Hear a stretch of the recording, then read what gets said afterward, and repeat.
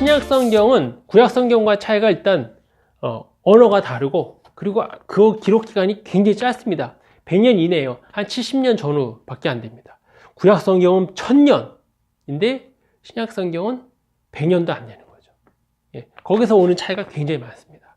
그리고 구약 성경은 히브리어인데 신약 성경은 이제 헬라어, 그리스어, 시라버, 예, 다 같은 말입니다. 그래서 이 헬라어는 우리가 많이 배웠습니다. 옛날에 뭐 그 물리를 배우면 뭐 알파, 오메가, 베타, 뭐 감마 이런 거 했지 않습니까? 그것이 이제 헬라어인데, 헬라어는 뭐 똑같이 이렇게, 예, 우리가 쓰는 그 방향처럼 똑같이 이렇게 씁니다. 그래서 헬라어의 특징은 논리와 설득이 굉장히 강하고 논법과 철학적이에요. 듣는 사람보다는 읽는 사람을 위한 글입니다. 헬라어 하면, 그러니까 헬라는 그리스 하면 그리스 철학 아니에요. 아리스토텔레스나 플라톤이나 뭐 이런 대단한 철학자들인데, 그러니까 그리스가 철학이 대단한 이유는 그들의 언어 자체가 굉장히 논리적이기 때문에 그래요. 예. 그래서 그리스 철학에 능통한 사도 바울이 기록한 로마서는 그래서 아주 체계적이죠. 구원이란 무엇이냐, 믿음이란 무엇이냐, 아주 굉장히 체계적입니다. 그러니까 언어가 체계적이고 논리적이라서 철학이 발달한 건지, 철학이 발달해서 언어가 이렇게 발달한 것인지는 모르겠지만, 어쨌든 이 헬라어가 굉장히 논리적이기 때문에 구약 성경과는 색깔이 많이 다르다. 예. 그래서 뭐 사랑이란 무엇이냐, 뭐 구원이란 무엇이냐라고 하는 것이 아주 논리적으로 나옵니다. 그리고 이제 이 그리스어는 격변화를 해요. 우리말은 이 격변화가 없고 독일어가 격변화가 있는데, 이 그리스어는 격변화가 훨씬 더 많습니다. 주격, 소유격, 목적격, 역격 뭐 이런 식으로 있는데, 이게 이제 그 신약교에 들어가서 구약 성경을 읽으려면 히브리어를 배울 수밖에 없으니까요. 히브리어를 배우고 이게 이제 헬라어를 배워보다 보면 머리가 막 머리를 다 쥐어뜯는 그런 상황이 나옵니다. 그러니까 구약 성경은 읽는 게 좀 어려워요. 이 점 몇 개로 이 모음을 쓰는데 구약 성경은 좀 읽는 게 어렵습니다. 하지만 격변화는 이렇게 심하진 않아요. 근데 헬라어는 읽을 수는 있어요. 다 아니까 그냥 그대로 읽으면 돼요. 근데 격변화가 워낙 심해져서 뒤로 가면 이 격변화 때문에 이 신학생들이 너무 힘들어하고 합니다. 근데 어쨌든 이 히브리어와 그리스어를 또 배워야 번역된 성경이 아닌 원래 성경을 읽을 수 있으니까, 그래서 신학교에서는 꼭 이것을 배웁니다. 그래서 히브리어와 헬라어의 차이가 있고, 이제 이 헬라어는 그러니까 주격, 속격, 그러니까 남성, 여성, 우리는 그런 성이 없죠, 명사에 있어서. 근데 이 헬라어는 남성 명사, 여성 명사가 있어요. 그리고 또 복수, 단수, 그리고 동사도 남성, 여성이 있고요. 형용사도 남성, 여성이 다 있습니다. 그래서 우리는 만약에 뭐 철수가 가방을 메고 영희는 모자를 쓰고 학교에 간다 이렇게 되면, 근데 이제 우리는 철수, 영희, 모자, 학교, 가방 이런 식으로 낱말을 뒤섞어 놓으면 우리는 철수가 모자를 썼는지 영희가 모자를 썼는지 모르잖아요. 근데 헬라어는 낱말을 다 뒤섞어 놔도 다 알 수 있습니다. 왜냐하면 그 명사 하나에, 동사 하나에 이게 남성 명사, 남성 단수, 복수냐 뭐 이런 식으로 다 나옵니다. 동사도 그렇고 형사도 그렇고. 예. 그러니까 헷갈릴 일이 없는 거예요. 딱 단어만 알면 그것이 남자인지 여자인지 복수인지 단수인지 정확히 나오니까 굉장히 논리적인 거죠. 예.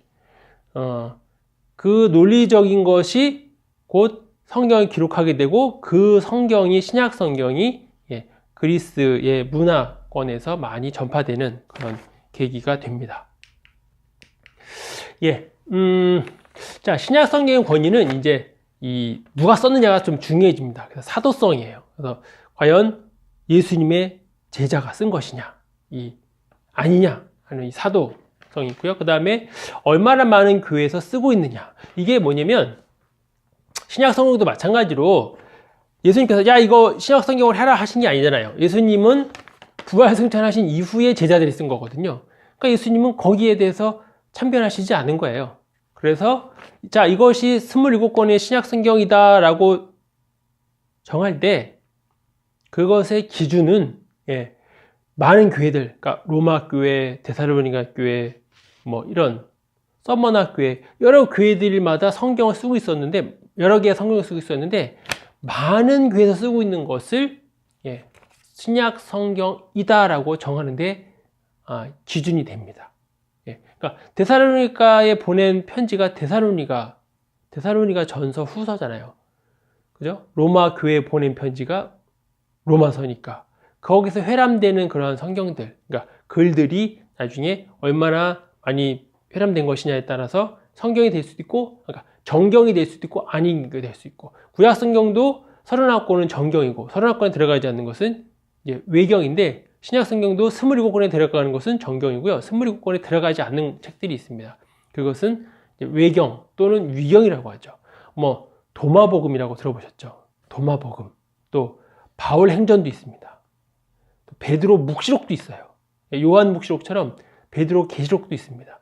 근데 그러한 것은 정경 안에 들어가지 않았습니다.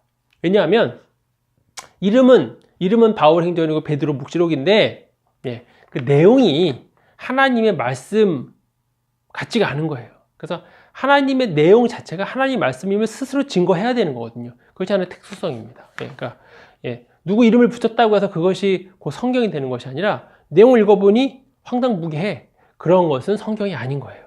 뭐 모세 승천기 이런 글도 있습니다. 멋있잖아요. 모세 승천기. 근데 그거는 정경 안에 들어가지 않습니다. 왜냐하면 내용이 황당하니까.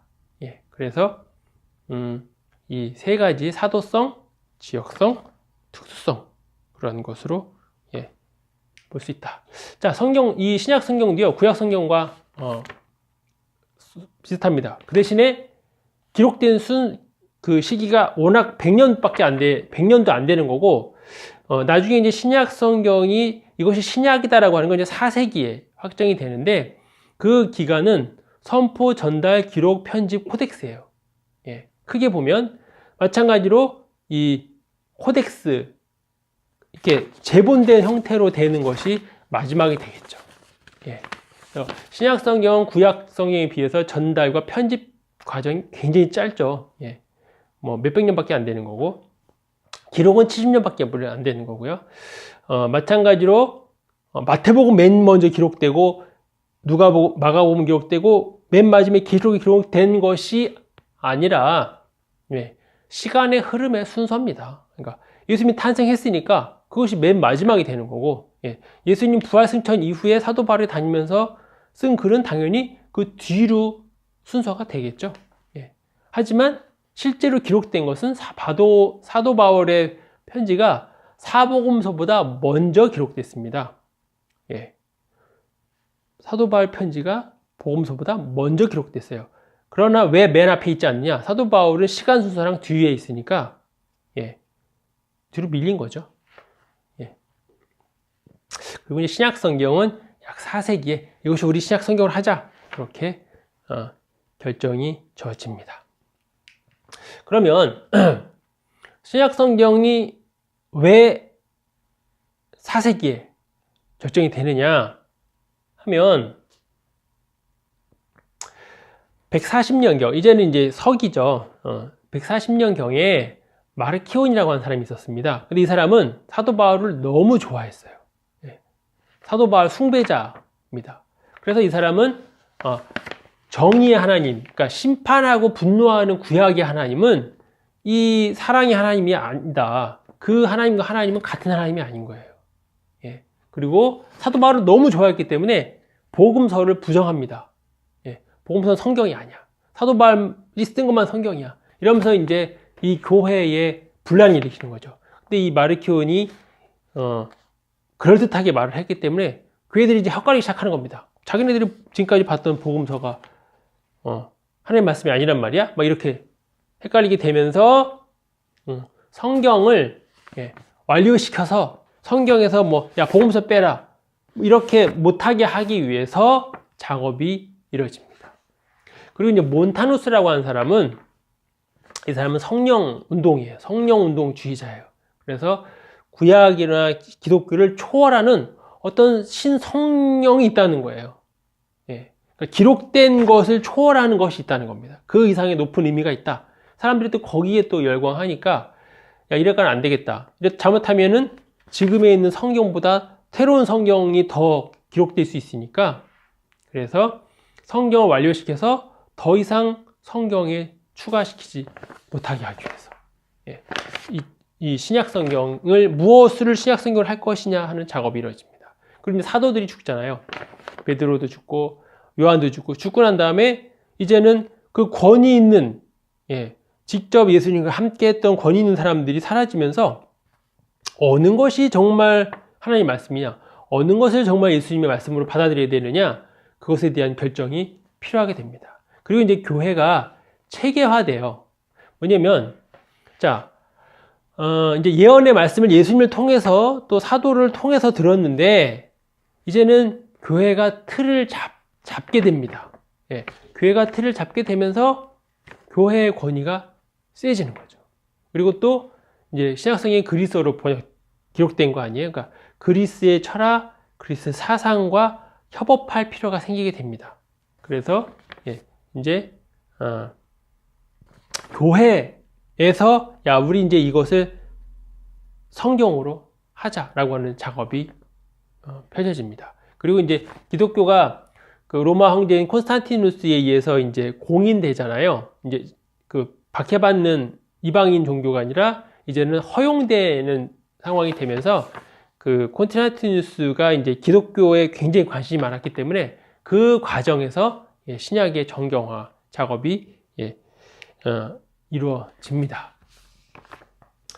자, 성경은 고대의 증언이죠, 뭐. 예. 옛날에 사람들이 하나님 만났던 사람들이 나는 하나님 어디서 만났다, 내가 어떤 상황에서 만났다 라고 하는 것을 적고 있는 증언입니다. 그리고 성경은 불멸의 성서죠, 뭐. 이게 구약 성경은 지금으로부터 물론 3000년 이상 전에 기록된 것임에도 불구하고 오늘날에도 가장 많은 사람들이 가장 많이 출판하는 그런 책이잖아요. 예. 그런 책은 성경 말고는 없습니다. 예. 다른 책들은 이렇게 오래된 기록된 책은 이렇게까지 열광하는 그런 문서는 없습니다.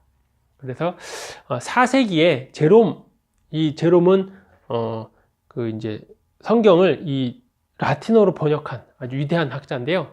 이 사람은 성경을 신성한 도서관이다 라고 이야기를 했습니다. 딱 맞는 얘기죠. 그렇죠? 굉장히 많은 책들이 모여 있으니까 66권으로 하나님을 만나고 경험한 사람들의 고백, 그들의 기록이 곧 성경입니다. 예.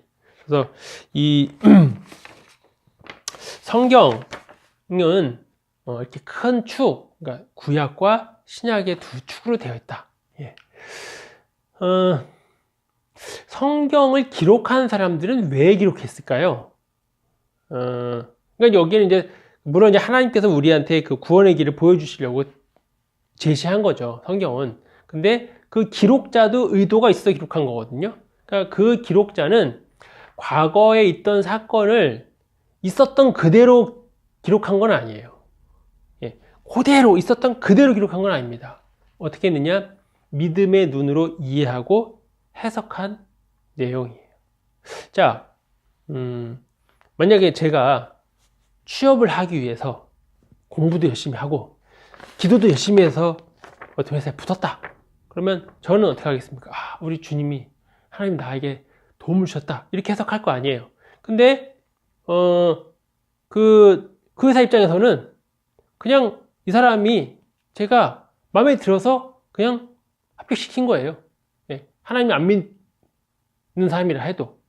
예, 그럼 저는 어떻게 해서 붙은 것이냐? 그 사람이 선택해서 된 것이냐? 아니면 하나님의 그런 깊은 뜻이 있었느냐? 그리스도인들은 당연히 하나님의 깊은 뜻이 있다고 생각을 하죠. 그것이 곧 믿음의 눈으로 이해하고 해석한 내용입니다. 예. 자신들이 만났던 하나님에 대한 기억과 회상,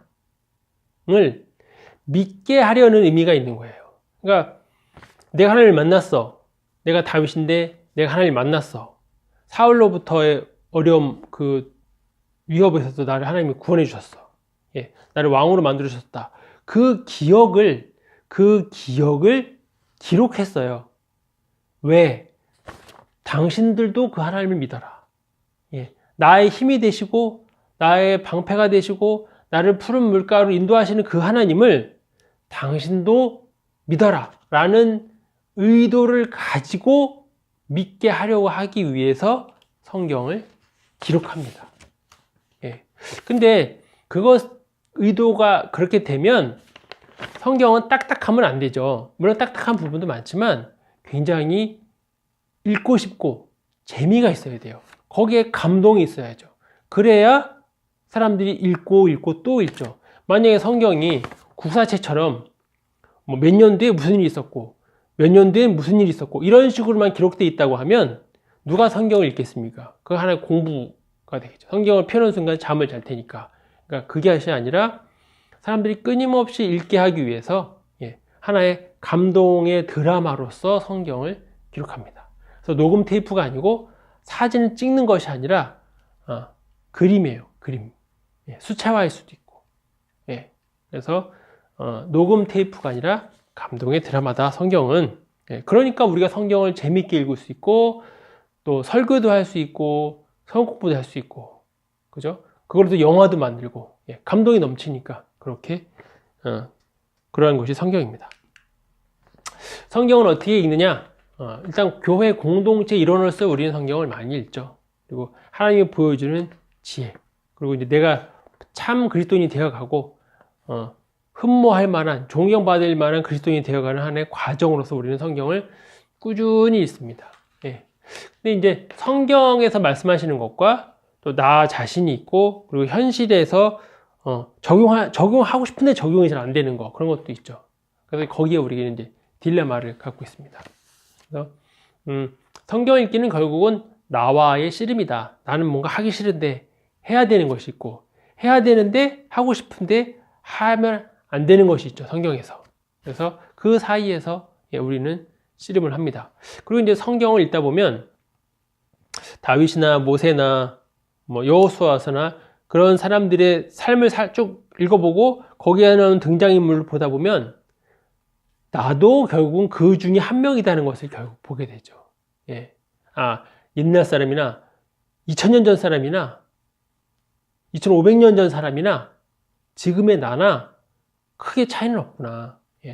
신으로부터 벗어나려고 하는 욕망, 내 마음대로 살고자 하는 욕망, 더 가지려고 하는 욕망, 그런 것이 다 있는 거죠. 그래서 내가 처음에는 성경을 읽지만 사실은 성경이 내가 누구인지 정확히 보여주는 거죠. 그래서 내가 성경을 읽지만 결국은 성경이 나를 읽는다 하는 말도 성립이 됩니다. 성경에는 두 지평이 있습니다. 왜냐면 처음엔 청자가 있어요. 그러니까 성경에 원래 맨 처음에 말하는 사람들이 있습니다. 모세, 여호수아, 맨 처음에 그런 사람들이 얘기를 하죠. 그리고 그 사람들은 그 시대의 문화에 의해서 하나님의 말씀을 이해합니다. 구약 시대에는 시브리어라고 하는 언어를 통해서, 신약 성경에는 헬라어라고 하는 언어를 통해서, 우리는 한글을 통해서 옵니다. 그래서 맨 처음에 하나님 말씀을 들었던 사람들과 한참 시간이 흐른 오늘날 우리는 문화도 다르고 언어도 다르고 시간도 달라요. 공간도 다릅니다. 그래서 하나님 말씀은 맨 처음 그들에게 주어졌던 그 말씀을 먼저 이해하는 것이 중요하고요. 그것이 1순위입니다. 먼저 그대로 이해를 해야 돼요. 그 다음에 오늘날 우리에게 어떻게 적용하고 해석할 것인가 하는 것이 또 중요합니다. 그래서 두 개의 지평이 있는 거죠. 원래의 본래 말을 걸었던 사람들. 자, 다윗에게 말씀하셨어요. 그건 다윗한테 해당되는 것인데 그것이 그러면 오늘날 나한테는 어떻게 의미가 주느냐? 그것은 내가 갖고 있는 그런 가치관, 내가 살고 있는 이 한국이라고 하는 나라에서 이해하는 것이죠. 그래서 이 두 지평을 바탕으로 나, 교회, 우리 사회, 이 공동체의 삶의 자리를 이해합니다. 가끔씩 그럴 때가 있죠. 어떤 어려운 문제가 있어. 골치 아픈 문제가 있어. 그러면 하나님께서 나한테 무슨 말씀하시지?